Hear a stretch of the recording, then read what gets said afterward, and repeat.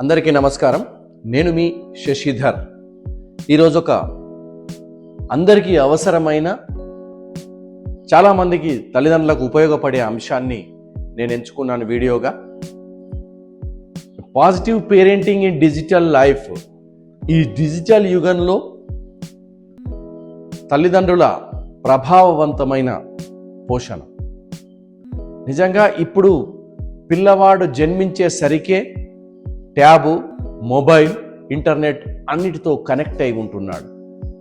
మరి ఈ డిజిటల్ యుగంలో పిల్లలను పెంచాలంటే ప్రైమరీ లెవెల్ అయినా, 10 years అయినా, 15 years అయినా, పిల్లలను పెంచాలంటే తల్లిదండ్రులకు ఒక సవాలుగా మారింది. మరి దీన్ని నియంత్రించి భావి భారత పౌరులను, అంటే ఒక ఉత్తమ పౌరులను భారతదేశానికి అందించేటువంటి బాధ్యత తల్లిదండ్రుల పైన ఉంది. మరి ఈ డిజిటల్ యుగంలో పిల్లలను సక్సెస్ఫుల్ విద్యార్థులుగా, సక్సెస్ఫుల్ ఫ్యామిలీ మెంబర్గా, సక్సెస్ఫుల్ సిటిజన్గా తీర్చిదిద్దడానికి తల్లిదండ్రుల కృషి ఎంతో అవసరం. తల్లిదండ్రులతో ఓర్పుతో పిల్లవాళ్ళు అద్భుతంగా వారి పిల్లలు ఎదిగితే అదే తల్లిదండ్రుల విజయంగా మారుతుంది. కాబట్టి నేను స్టడీ చేసిన అంశాల్లో ఒక 5 అంశాలను మీ ముందు ఉంచుతున్నాను. దానిలో ముందుగా నంబర్ 1, స్క్రీన్ టైం. ఇది ఎక్కడ చూసినా, ఎవరు చూసినా, ఏది చూసినా స్క్రీన్ టైం నియంత్రించుకోవడం అనేది అందరికీ ఒక యూనివర్సల్ ప్రాబ్లంలా పరిణమించింది. దానికోసం మన ఇంట్లో కొన్ని no screen zones, no cell phone zones ఏర్పాటు చేసుకోవాల్సిన అవసరం ఉంది. అయితే డైనింగ్ వద్ద, బెడ్రూమ్ వద్ద, లేకుంటే డేలో ఒక 2 hours స్టడీ టైంలో సెల్ ఫోన్ ఎవరు యూజ్ చేయకూడదు. పిల్లలే కాదు, తల్లిదండ్రులు కూడా యూజ్ చేయకుండా ఉండాల్సినటువంటి. ఇక రెండవది, ఇది చాలా ఇంపార్టెంట్ విషయం, పిల్లలకు సమయం కేటాయించడం. కమ్యూనికేషన్ పిల్లలతో పెంచుకోవడం, నైతిక విలువల పట్ల అవగాహన కల్పించడం. అసలు మన సంస్కృతి ఏంటి, రామాయణం ఏంటి, భారతం ఏంటి, భగవద్గీత ఏంటి పిల్లలకు తెలియాల్సిన అవసరం ఉంది. అదేవిధంగా పిల్లలతో తల్లిదండ్రులు చాలా ఎక్కువసేపు సమయం గడపడం. వారితో గడిపితే వాళ్ళ అభిరుచులు ఏంటి, వాళ్ళ లక్ష్యాలేంటి, వాళ్ళ మనసు లోతుల్లో ఉన్న అంశం ఏంది మనం తెలుసుకోగలుగుతాం. దాంతో పిల్లలు, తల్లిదండ్రులు చాలా దగ్గరగా మారతారు. ఇక మూడవ అంశం, స్వేచ్ఛ, నమ్మకం. పిల్లలకు స్వేచ్ఛ ఇవ్వండి.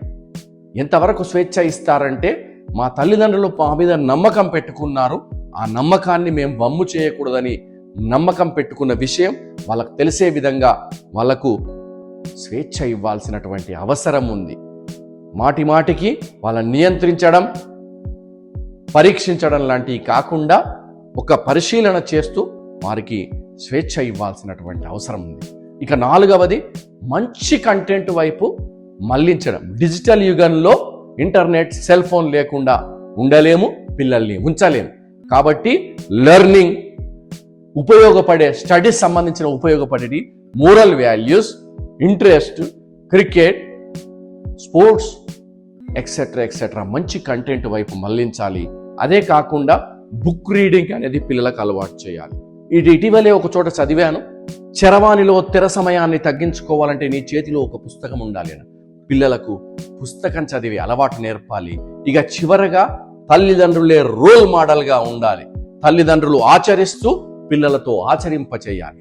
పిల్లలను సెల్ ఫోన్ వాడొద్దు అని తల్లి, తండ్రి ఇలా రీల్స్ చూస్తూ ఉంటే పిల్లలు మానేటువంటి అవసరం ఉండదు. కాబట్టి ఇందులో కుటుంబంలో అమ్మ పాత్ర అమోఘమైంది.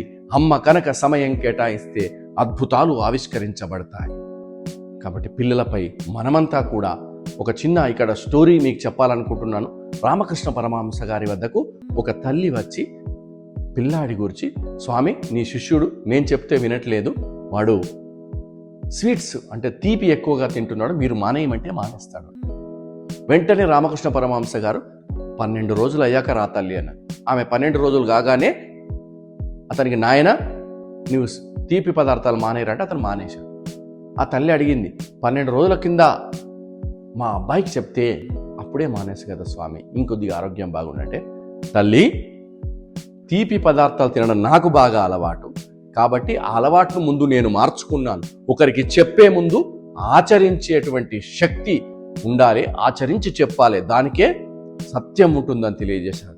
నిజంగా తల్లిదండ్రులు పిల్లల ముందు అన్ని విషయాలు ఆచరిస్తూ, పాజిటివ్ పేరెంటింగ్ అంటే ఇన్స్ట్రక్షన్స్ ఇవ్వడం కాదు, డైరెక్షన్ ఇవ్వడం.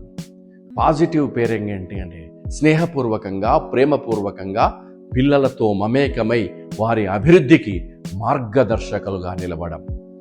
జై హింద్.